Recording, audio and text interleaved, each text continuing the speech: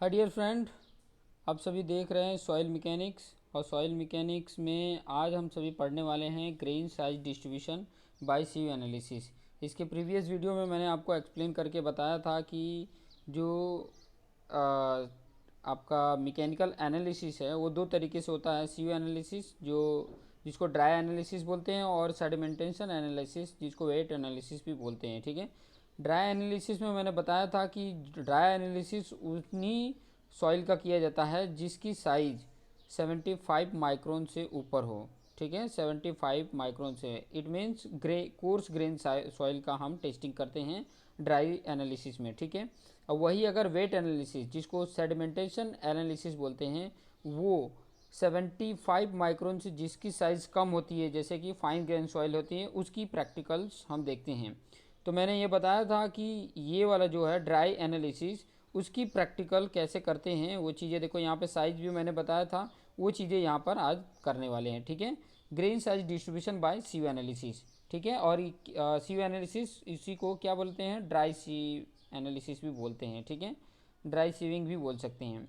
Equipment क्या होते हैं, देखो इक्विपमेंट आपको सीयू साइज चाहिए। ठीक है, और सी के लिए भी मैंने यहाँ पर डेजिग्नेशंस बताए थे कि किस प्रकार से होता है। देखो इंपॉर्टेंट क्वेश्चन ये पूछता है ना कि जो सी होता है उसमें जो वन ओपनिंग होती है वो किस तरीके का होता है, सर्कुलर होता है कि किस तरीके का होता है। अपर्चर जैसा साइज होता है, पॉइंट ध्यान में रखना। अपर्चर जो ऑलमोस्ट स्क्वायर टाइप का होता है। ठीक है, ये पॉइंटों को ध्यान में रखेंगे। तो देखिए कौन कौन से सी की ज़रूरत पड़ेगी। देखो अगर सी कोर्स सॉइल का अगर सी एनालिसिस करना है तो इसका देखिए यहाँ पे साइज़ दिया हुआ है 100 mm, 63 mm, 20 mm, 10 mm, 4.75 mm।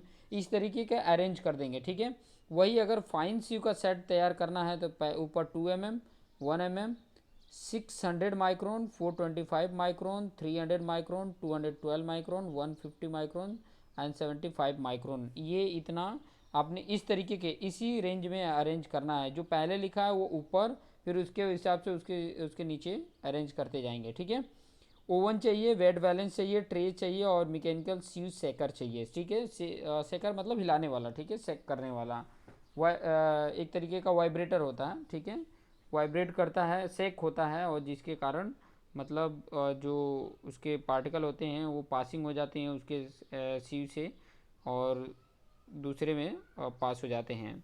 यहाँ आगे बात करते हैं प्रोसीजर। ठीक है, प्रोसीजर में क्या करते हैं कि सबसे पहले तो क्या है, आपने सैंपल लेना है जिसको ड्राई कर लेना है, और सैंपल का वेट तरीके से यहाँ पे दिया है कि जिसकी मैक्सिमम साइज अगर देखो यहाँ पे 63 mm है तो उसको 50 kg सैंपल लेना है। 20 mm अगर उसकी मैक्सिमम साइज है तो 6.5 kg लेना है। 10 mm मैक्सिमम साइज है तो 1.5 लेना है, और 4.75 mm है तो 0.375 kg लेना है। ठीक है, उसके बाद क्या करते हैं, जैसे ही ये सैंपल ले लिए तो सैंपल को क्या कर देना है, आपने सीव जो अरेंज किया उसके ऊपर इसको रख देना है। फिर बाद में मशीन्स को क्या कर देना है, स्टार्ट कर देना है। मशीन जो आपका मैकेनिकल सीव सेकर है उसको स्टार्ट कर देना है, और उस पर आप देखेंगे कि यहाँ पे बोला है कि sieve the sample retained on 4.75 mm। मतलब जो सैंपल है 4.7 mm 5 तक, वहाँ पर क्या होगा, ऊपर से लेके जो मैंने कोर्स का सेट बताया था ऊपर से लेके यहाँ तक वो रिटेन हो जाएगा। ठीक है, अगर कोर्स का कर रहे हैं तो set of coarse sieve by hand while sieving. ठीक है, वाइल सीविंग करते हैं by hand. The sieve should be agitate such that sample roll in regular motion over the sieve. ठीक है, ये पॉइंट भी आपको समझ में आ गया होगा। ठीक है, इसका जो वेट होता है, सभी जितने भी सीव पे आपके रिटेन हुए हैं उनका वेट मेजरमेंट कर लेना है। ठीक है, जो भी रिटेन हुए हैं जिस सीव पे उसका वेट मेजरमेंट कर लेना। सिमिलरली जो ड्राई आपका मटेरियल है जो पास हुए हैं, ठीक है, 4.75 mm से पास हुए हैं, और 75 माइक्रोन तक जो रिटेन हुए हैं। ठीक है, मतलब ये कहने का मतलब है ऊपर वाला जो मैंने पॉइंट बताया वो आपके कोर्स ग्रेन सॉइल का था। ठीक है, कोर्स ग्रेन सॉइल में जो आप ग्रेवल है उसको देख सकते हैं। ठीक है, और यहाँ तक मैंने जो पॉइंट बताए थे ये वाले पॉइंट वो आपके सैंड आ जाते हैं। ठीक है, ये सैंड के लिए हो जाता है। Minimum of 10 minute of shaking is required if mechanical shaker is, अगर मैकेनिकल सेकर का यूज करते हैं, बाय हैंड अगर नहीं करते हैं, मैकेनिकल सेकर का यूज करते हैं तो मिनिमम 10 मिनट सेकिंग करेंगे, ठीक है। फिर उसके बाद से क्या कर लेंगे, डिटरमाइन कर लेंगे वेट, जो भी उस सीव पे वेट रिटेन हुए हैं, मटेरियल रिटेन हुए हैं, ठीक है, ईच सीव पे उसका वेट मेजरमेंट कर लेंगे, ठीक है। वेट मेजरमेंट करने के बाद क्या कर लेंगे हम, calculate the percentage of soil retained on each sieve, सभी सीव पे जो रिटेन हुए हैं उनके परसेंटेज हम फाइंड आउट कर लेंगे, किसके, on the basis of total weight of sample, ठीक है। मतलब समझ लो कि किसी पे मान लो 1000 हमने ग्राम लिया सैंपल, ठीक है, किसी पे मान लो 50 ग्राम रिटेन हुआ तो 50 ग्राम अपॉन 1000 कर लो, इंटू 100 कर लो, तो उसका परसेंटेज आपको निकल जाएगा, ठीक है। और कितना पास हुआ वो भी यहाँ पर उसका परसेंटेज ले लेना है, कितना पास हुआ वो भी यहाँ पर परसेंटेज फाइंड आउट कर लेना कि कितना परसेंटेज पास हुआ है, ठीक है।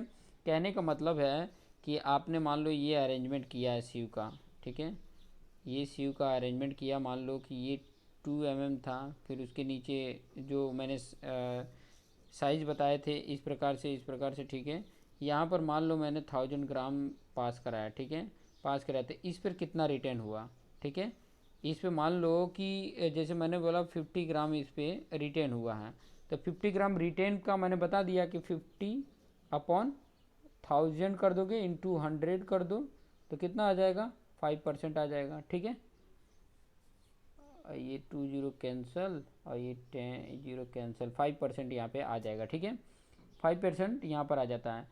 अब देखो ये 50 तो यहाँ पर रिटर्न हुआ तो कितना पास हो गया, पास अगर देखोगे 1000 में से तो 950 तो पास हो गया ग्राम, तो 950 अपन 1000 करोगे, इंटू 100 करोगे, तो आपको पता चल गया यहाँ पे 95% क्या हो गया, 95% पास हो गया है, ठीक है। तो हर पॉइंट पे इस तरीके से आप फाइंड आउट कर सकते हो, जितने भी पॉइंट है उस पॉइंट पे ये फाइंड आउट कर सकते हो, ठीक है। फिर बाद में ड्रॉ करना है a curve for passing through each sieve versus size of particle, ठीक है, passing through each sieve versus size particle, जिससे कि उसके बेस पे मैं ड्रॉ कर सकता हूँ एक कर्व, ठीक है, उसके बेस पे मैं कर्व ड्रॉ कर लूँगा, ठीक है, कि कितना, मान लो ये इस तरीके का है, यहाँ पर परसेंटेज ऑफ पासिंग निकाल लूँगा और यहाँ पे पार्टिकल साइज आ जाएगा, ये एक्स पे पार्टिकल साइज आ जाएगा, पार्टिकल साइज।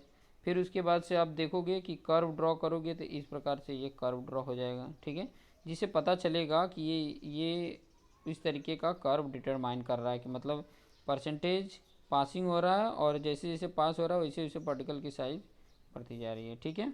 इस तरीके का आपको देखने को मिल जाएगा। आगे यहाँ पर देखेंगे कि this curve is known as a particle size distribution curve, बोलते हैं कि ये जो कर्व जो बनाया जाता है, आगे मैं उस कर्व को भी डिस्कस करके बताऊंगा कि कर्व किस तरह से डिफाइन होता है। फिर बाद में कोफिशिएंट ऑफ कर्वेचर कैसे फाइंड आउट करते हैं या यूनिफॉर्मिटी कोफिशिएंट कैसे फाइंड आउट करते हैं, जैसे यहाँ पे नीचे भी दिया है, ठीक है, वो पार्टिकल साइज डिस्ट्रीब्यूशन कर्व से फाइंड आउट हो जाता है। तो यहाँ पे द कर्व जो बनता है उसको पार्टिकल साइज डिस्ट्रीब्यूशन कर्व बोला जाता है, उसी को ग्रेडिंग कर्व भी बोला जाता है। तो पॉइंट याद रखेंगे, आपको क्वेश्चन इस तरीके से पूछ सकता है कि व्हाट इज़ ग्रेडिंग कर्व, तो ये आप इस तरीके से बता सकते हो कि अ प्लॉटिंग ग्राफ ऐसे करके लिख सकते हो, passing percentage of passing through each sieve versus size of particles represent the particle size distribution curve, ठीक है, इस तरीके से लिख सकते हो, उसी को ग्रेडिंग कर्व भी बोलते हैं। बहुत सारे ऐसे घुमा फिरा क्वेश्चन पूछ सकता है, तो आप पॉइंट को ध्यान में रखेंगे। आगे पॉइंट क्या बोला है, from the shape of the curve type of soil can be known, जो जो कर्व बनेगा ना उससे आपको पता चलेगा कि कौन से टाइप का ये सॉइल है, ठीक है, वो कर्व ही डिसाइड करेगा। आगे उन पॉइंटों को भी डिस्कस करके बताऊंगा कि किस तरीके से हम सॉइल को डिफाइन करते हैं on the basis of curve, ठीक है, जो कर्व बना है उस बेस पे किस तरीके से हम सॉइल को डिफाइन करते हैं, ठीक है। और उसी कर्व से हम क्या फाइंड आउट करेंगे, calculate uniformity coefficient, C U find out करेंगे और सी सी फाइंड आउट करेंगे, सी यू फाइंड आउट करेंगे और सी सी फाइंड आउट करेंगे। और वो कैसे फाइंड आउट करेंगे वो नेक्स्ट वीडियो में बताऊंगा कि सी यू और सी सी कैसे फाइंड आउट करेंगे और नेक्स्ट वीडियो में मैं ये भी चीज़ें बताऊंगा कि किस तरीके से ग्राफ को प्लॉट किया जाता है, ठीक है, किस तरीके से ग्राफ को प्लॉट किया जाता है वो नेक्स्ट वीडियो में मैं बताऊंगा। तो आप इस तरीके से देखते रहिए, ठीक है। कोई कन्फ्यूजन हो रहा है तो आप कमेंट करके ज़रूर बताएं, ठीक है। कमेंट तो ज़रूर करें, वीडियो देख रहे हैं तो एक बार कमेंट करें कि ताकि आपकी जो कन्फ्यूज़न है वो मुझे भी समझ में आए कि आपको यहाँ पर कन्फ्यूज हो रहा है, यहाँ पर आपको उस पॉइंट नहीं समझ में आ रहा है, तो उसको और भी मतलब सुधार कर सकते हैं, ठीक है। तो कमेंट ज़रूर करें और अपने फ्रेंड जो दोस्त मित्र हैं उनको शेयर भी करें कि ताकि वो भी इसका बेनिफिट ले सकें। सो देखते रहिए और अपने आप को बेटर बनाते रहिए। अगर चैनल पे नए हैं तो सब्सक्राइब कर लें और बेल आइकन पे क्लिक कर लें कि ताकि आगे की जो वीडियो है उसका नोटिफिकेशन आपको मिल जाए। So thank you for watching this video.